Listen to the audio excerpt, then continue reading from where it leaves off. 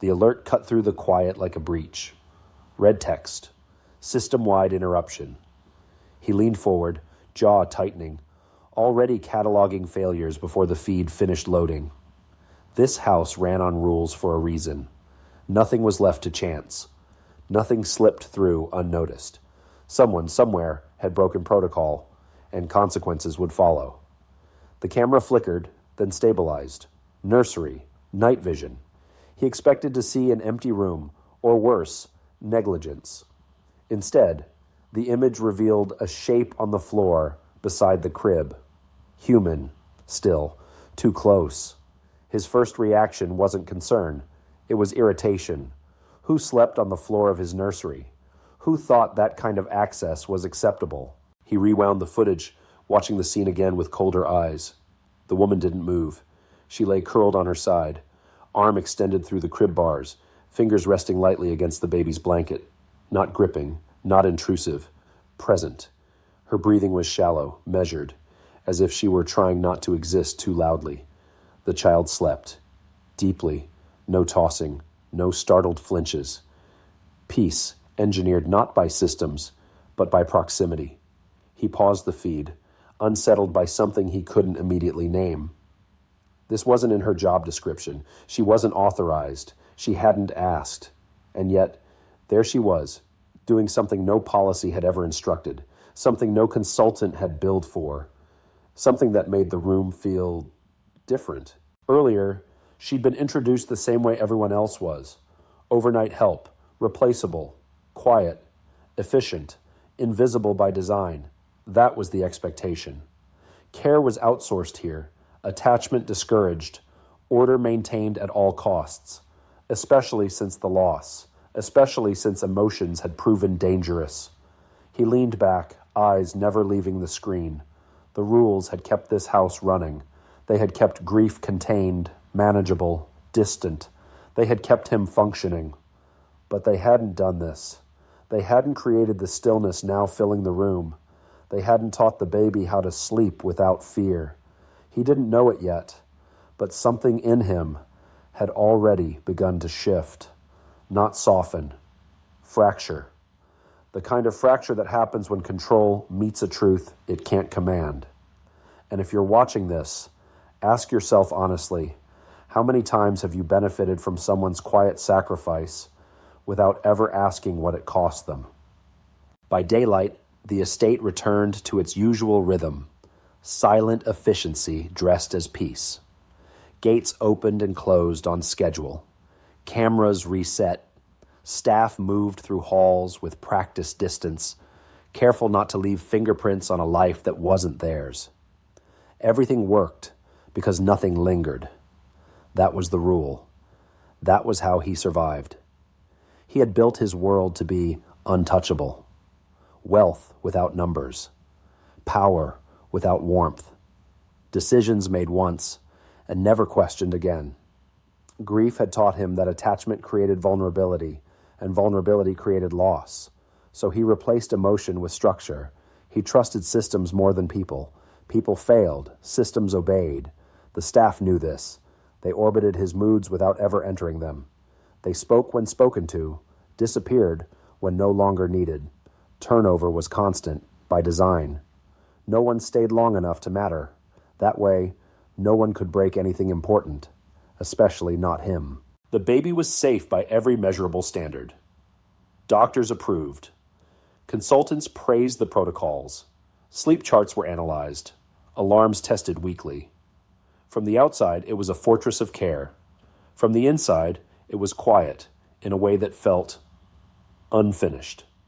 The kind of quiet that didn't settle, only waited. He hadn't noticed it before, or maybe he had, and dismissed it because noticing led to questions, and questions led to feelings he refused to touch. It was easier to believe silence meant stability. That absence of noise meant nothing was wrong. But someone else had noticed. Someone without access to boardrooms or authority. Someone whose name barely registered in his memory. She moved through the night shifts without expectation, without permission to interfere. She wasn't trained to obey systems, only to respond to need. and she had seen what the rules ignored. The house remained silent because she absorbed what would have broken that silence. The baby slept because someone stayed awake. The systems reported success because no one measured presence. He stood in his office later that morning, staring at a house that suddenly felt less secure than it had the night before. Not because something had gone wrong, but because something had been happening without his control, and control had always been his shield. If this made you uneasy, it should. Ask yourself, how often do we confuse silence with safety, simply because it's easier than asking who's paying the price to keep things quiet? Her reputation moved faster than she did.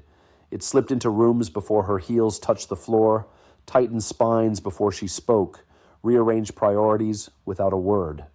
People didn't admire her so much as calculate her. She was known for precision, for endings that came swiftly and without apology. Contracts bent, careers vanished. Mistakes were not corrected, they were removed. Power followed her because fear cleared the path. Inside the house, that fear had a quieter shape. Staff adjusted their breathing when she passed. Conversations thinned. Even the air felt managed, like it knew better than to linger. Wealth lived there without needing to announce itself. No price tags, no excess explanations. Just the certainty that everything had been paid for, including silence. She liked it that way. Warmth complicated things. Warmth invited expectations. Efficiency was cleaner, safer. And then there was him, always present, never visible. He moved through her orbit without leaving a ripple, as if he'd learned how to exist without asking permission. He didn't rush, didn't explain, didn't flinch when others did. He observed more than he spoke, listened more than he reacted. The kind of stillness that unsettled people who needed noise to feel important. She mistook that stillness for obedience. That was the mistake everyone made. They saw restraint and assumed compliance. They heard silence and filled it with their own importance. They never considered that silence could be a choice, that watching could be a position of strength. He noticed everything, the way voices changed around her, the way decisions were made to avoid her displeasure rather than serve what mattered, the way power, when unchallenged, began to rot from the inside. He kept those observations to himself, filed away like documents no one knew existed. She never asked what he thought, never needed to. In her world, proximity meant usefulness, not perspective. People were tools, and tools didn't have opinions worth hearing. But that night, without knowing it, she revealed the flaw in her dominance. She believed fear was loyalty. She believed silence meant control. And she believed the people closest to her were the least capable of seeing her clearly. That misunderstanding sat quietly between them, unnoticed and unchallenged. For now. And when it finally came due, the cost wouldn't be measured in money or reputation. But in the moment she realized she had never been as untouchable as she thought. If you're still here, ask yourself this. How often do we dismiss the quiet ones, only to discover too late they were the only ones paying attention? He had learned discipline before he learned defiance. It wasn't something he talked about because the people who taught him never raised their voices. They corrected with looks, with pauses, with the kind of patience that forced you to confront yourself. His grandfather used to say that control wasn't about winning, it was about choosing when not to react. Anger, he'd warned, was a luxury for people who couldn't see far enough ahead. So he didn't react when she dismissed him with a wave of her hand, or when her guests spoke over him as if his presence were part of the furniture. He didn't correct them when they got his role wrong, didn't stiffen when jokes slid too close to insult. He held his posture steady, his face neutral, his hands sure, not because it didn't register, but because it all did. He noticed patterns others missed, how authority made people careless, how cruelty often disguised itself as efficiency, how those who believed themselves untouchable leaked truths in small, unguarded moments. He listened the way some people watched markets, tracking shifts, anticipating breaks, Every slight was a data point, every order a tell. There was dignity in refusing to perform. He understood that. The more they underestimated him, the more space they gave him to see, to think, to wait. His silence wasn't emptiness. It was preparation. And preparation, he knew, always frightened the wrong people once it revealed itself. People like her never realized how much they exposed when they assumed no one important was listening. The sharpness she reserved for those beneath her, the impatience she mistook for authority, the fear she buried under control. It was all there, flickering at the edges of her composure, visible to anyone trained to look without being seen. Tonight, the house felt different. Not louder, just looser. The edges of her control had begun to blur, softened by distraction and indulgence. He sensed it the way sailors sensed weather before the sky changed. A shift, a pressure drop, something unstable moving closer. And tonight, without knowing it, she was about to reveal everything she'd spent years convincing the world she didn't have. If you've ever stayed quiet while someone mistook your restraint for weakness, stay with this story. Because sometimes the moment that changes everything comes not when you speak, but when someone finally gives you a reason to. The gala was supposed to be controlled chaos, the kind that made people feel powerful without ever truly losing the reins. Crystal glasses clinked too often. Laughter lingered a beat too long. Deals were toasted before they were secure. The room smelled like money trying to forget itself.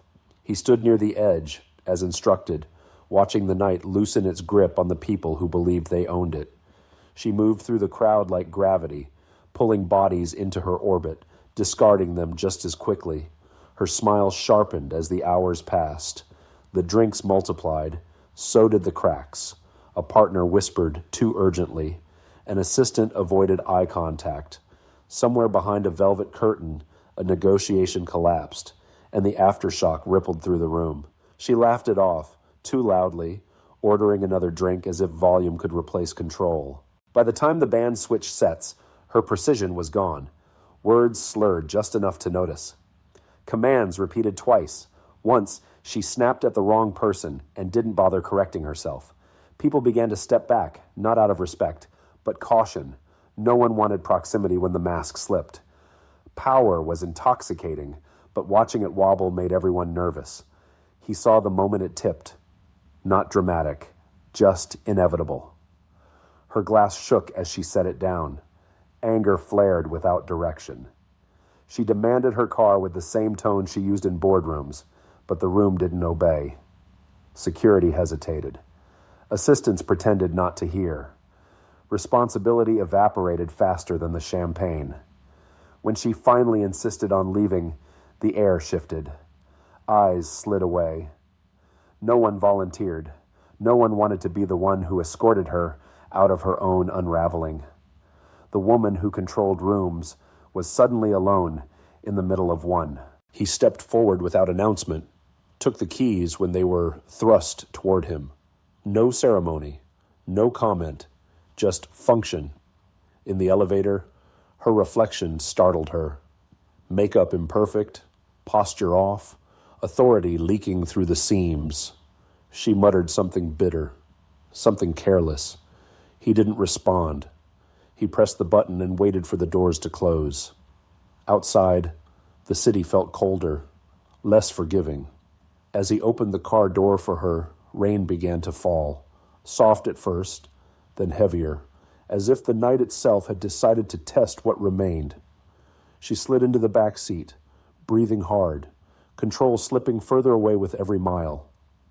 By the time she leaned forward and snapped his name, his role, again, no one else was close enough to hear her, except him. If you've ever watched someone lose themselves while everyone else looked away, don't look away now. What happened next only mattered because one person stayed. Rain thickened into sheets, the kind that erased lane markers and confidence at the same time. Traffic stalled, then scattered, rerouted by blinking signs that offered no comfort. He took the detour without asking. The navigation system lagged. Streets narrowed. Glass towers gave way to brick, then to stretches of darkness broken by corner lights that hummed like they were tired of working. From the back seat, she noticed the change and stiffened. "Where are we?" Her voice carried irritation first, then something else underneath it. Not accusation, exposure. He answered evenly, naming the route, the closure ahead, the reason this was faster despite appearances. She didn't listen. She leaned forward, scanning unfamiliar blocks, as if money should have recognized them. It didn't. The city no longer bent to her expectations, and that realization pressed hard against her chest. Her fear wasn't of him. It was of not being able to command the night back into shape. She asked if this was safe, then corrected herself, then asked again with sharper edges. A comment slipped out, about neighborhoods, about risk, about why this wasn't where she belonged. The words hung between them, ugly and revealing. He kept his eyes on the road, hands steady, speed controlled, professional to the point of silence. The storm worsened. Water pooled faster than drains could swallow it. Sirens wailed somewhere distant, detached from consequence. She tried to make a call, no signal. She tried another, nothing. Her phone became a useless mirror reflecting her own unease. She offered money without realizing she had, promised bonuses, threatened reviews. None of it moved the car forward any faster. For the first time, money couldn't reroute the night. A flash of lightning illuminated her face in the rear view. Fear stripped of polish. She swallowed, quieter now, asking questions that sounded like requests. He answered only what mattered. She watched his shoulders, the lack of hesitation, the way he adjusted when water surged across the asphalt. Control had changed hands without ceremony, and she hadn't noticed until it was gone. Then the engine sputtered. Once. Twice. He eased them to the side as rain hammered the roof like a verdict. The car went still, hazard lights blinking red against the dark. She reached for the door instinctively, then froze. No command formed, no order landed. She had nothing left to leverage, and in that silence, she realized the night no longer belonged to her. It belonged to whoever could move them forward from here. If this moment makes you uncomfortable, stay with it, because what happens when power fails tells you everything about who people really are. The engine died with a final shudder, leaving only the rain and her breathing, uneven and too loud for the enclosed space. Darkness pressed in, broken by the hazard lights blinking like a slow, accusatory pulse. She sat rigid, hands clenched in her lap, authority stripped down to nothing but a posture she no longer trusted. When she finally spoke, it wasn't a command. It was a question that gave her away. "What do we do now?" He was already moving, phone out, location shared. Hood up against the rain as he stepped into the storm to assess the damage. She watched through the windshield as water soaked his jacket, as he checked angles and distances, as if chaos were just another variable to be managed. When she tried to follow, her heel slipped on wet pavement. Panic spiked sharp and sudden. He caught her without thinking, one hand firm at her elbow, the other steadying her shoulder. No pause, no commentary, just balance returned. The contact was brief, professional, but it unnerved her more than the darkness. His hands didn't shake, his voice didn't rise. He didn't ask permission to fix what was breaking. Back inside the car, he explained the plan. Tow en route, nearest shelter identified, timelines adjusted. She nodded too quickly, grateful and furious at the same time. Gratitude felt like surrender. Fury had nowhere to go. Rain traced lines down the glass, and with every second, her certainty drained away. His calm became a mirror she didn't like looking into. Competence without ego. Control without cruelty.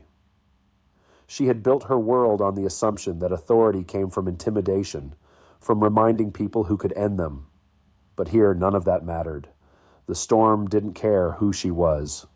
Neither did he. Minutes stretched.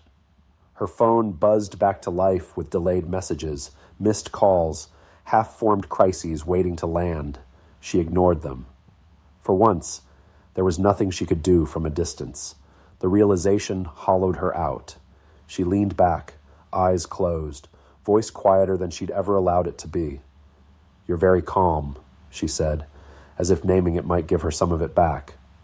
He didn't answer. He just kept watch on the road, on the rain, on the small things that could still be controlled. His hands were steady, and that frightened her more than the storm ever could, because in that moment, she understood something she'd spent years avoiding. Competence was a form of power she couldn't bully, buy, or break. If you're still here, ask yourself why. Moments like this don't just test characters. They test the parts of us that believe control is the same as strength. By the time they reached the townhouse, the storm had thinned to a cold mist, but whatever had been shaken loose inside her refused to settle. The house recognized her before she did.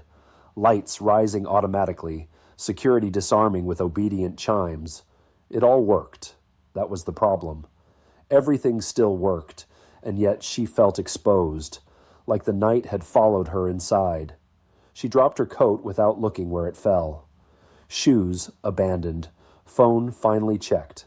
The screen filled instantly, emails stacked like threats, subject lines sharp with implication, audit concerns, a board member requesting an urgent clarification, a partner who had gone silent for days now copying legal counsel. The walls closed in, not physically, but with the weight of consequences she could no longer outrun. She lashed out the only way she knew how. Her voice snapped. Orders were thrown into the room with nowhere to land. Accusations followed, about timing, about loyalty, about how tonight should never have happened. It was easier to aim at him than at the fractures she could feel spreading under her feet. He didn't interrupt. That unsettled her more than if he had argued. He waited until her words burned themselves out, until the room was left with nothing but the soft hum of systems and her breathing, shallow again. Then he spoke, not loudly, not defensively, each sentence measured, deliberate. He pointed to the audit trigger she'd ignored, the exposure created weeks ago by a decision rushed through without review. He referenced conversations she barely remembered, details she'd dismissed because they came from people she didn't consider essential. He didn't speculate. He connected. The room went quiet. She stared at him, searching for uncertainty, for the slightest crack she could exploit. There was none. What she saw instead was inevitability, the kind that only forms when someone has been watching carefully for a very long time. Her anger collapsed inward, replaced by something colder. Realization. He wasn't guessing. He was right. Worse than that, she understood the final cut without him saying it. He had always been right, always present, always listening. While she was busy asserting power, he had been accumulating truth. The imbalance she thought protected her had blinded her instead. Her mouth opened, then closed. No command came, no dismissal fit. For the first time in her career, silence wasn't a tactic. It was a verdict. And in that silence, something irreparable shifted. Because once you see competence where you expected compliance, you can never unsee it. If this moment made you uncomfortable, it should. Stay with it, because the next choice decides whether awareness becomes growth, or just another thing we regret noticing too late. The announcement landed like a controlled explosion. No build-up, no soft framing. Authority reassigned in plain language that left no room for interpretation. Titles adjusted, access granted, decisions rerouted. People reread the message twice, searching for irony that wasn't there. It wasn't symbolic. It wasn't a favor. It was power transferred in daylight. Whispers followed her through the halls, but she didn't correct them. Let them wonder what had changed. Let them feel the recalibration. She stood straighter now, not because she felt stronger, but because she understood the weight of what she'd nearly ignored. Power didn't leave her hands. It demanded different discipline to hold. The apology came later, behind a closed door. No audience, no attempt to redeem herself with emotion. Her words were restrained, imperfect, stripped of performance. She named the failure without decorating it. She didn't ask for forgiveness. She acknowledged cost. That was all she could offer, honestly. He listened without softening. Acceptance didn't come wrapped in gratitude. It came with conditions, boundaries stated clearly, calmly, respect as a baseline, not a reward. He didn't leverage the moment for dominance. He didn't need to. The shift had already happened. He was no longer asking to be seen. He was deciding how he would engage. That unsettled her more than anger ever could. Because respect, she realized, was not something she could negotiate. It wasn't enforced by title or salvaged through apology. It existed only where it was practiced consistently. And once withheld, it didn't rush back just because the hierarchy changed. The organization adjusted around the new gravity. Some adapted quickly. Others resisted quietly, measuring how long this recalibration would last. She noticed everything now, the pauses, the glances, the way certain people spoke when they thought authority wasn't listening. Awareness had sharpened her vision, and with it came an unspoken cost. She could never return to ignorance. Awareness didn't comfort her. It demanded more restraint, more accountability, more listening than she was used to giving. And in that demand lived the consequence she hadn't anticipated, growth that could not be undone. If you've ever mistaken control for strength, sit with that. Because once you learn the difference, the world doesn't let you unlearn it.